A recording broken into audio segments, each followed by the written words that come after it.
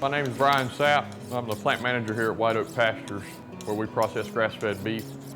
These guys here are much more intelligent, much more knowledgeable about how that beef is broken down, how that beef is cut up, and how it is packaged than when you go into the larger plants that are doing somewhere between 500, 800 head a day, where in our cutting room we do about 15 head a day. We're going to go in there and break down a side of beef and show you what comes out of one. What we have here is a side of beef, and we'll start at the bottom and work our way up, or if the cattle was still standing up, we'd start at the front and work our way to the rear. All right, we're going to break off the chuck. What we're going to do now is pull off the brisket and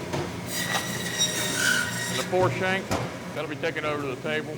He's going to take this whole shoulder and break it down himself, where in a bigger plant, 10 or 12 people would probably touch that piece of meat before it went into a box. As he works on that, I'm going to go ahead and take off the rib. This is where you get your ribeye steaks and your short ribs.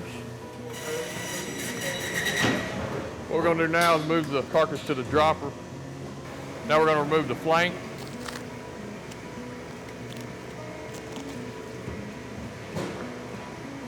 And I'm going to remove the tenderloin here, or the filet mignon after it's cut into steaks. It's very hard work.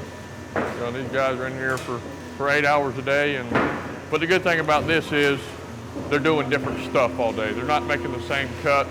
You know, we strive to train everybody to do, you know, what they need to do. As you can see, when we're throwing stuff on the table, just about anybody can pick something up and know what to do with it. Those larger plants, what would usually happen would be, this would be moving down the line.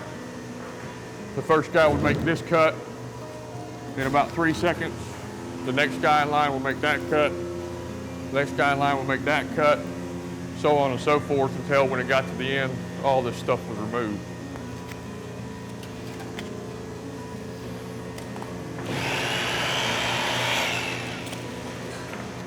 Now we're going to get into the round.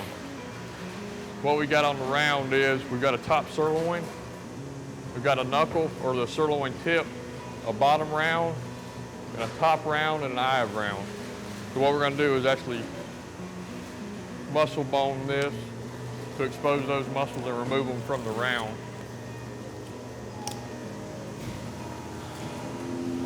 We're going to remove the top round. As you can see in here, there's seams on all these larger muscles, what we call subprimals. And those seams are where those subprimals are to be removed. You know, I'm not trying to brag on myself, or, you know, but it's been a long road trying to learn how to do it and, you know, get everything together to do it. And so it's very hard work. You know, if you get in there and cut 20 carcasses a day, and it's a long day. That's butchering. You know, it is a lost art. I mean, there's not a whole lot of people that know how to do it anymore.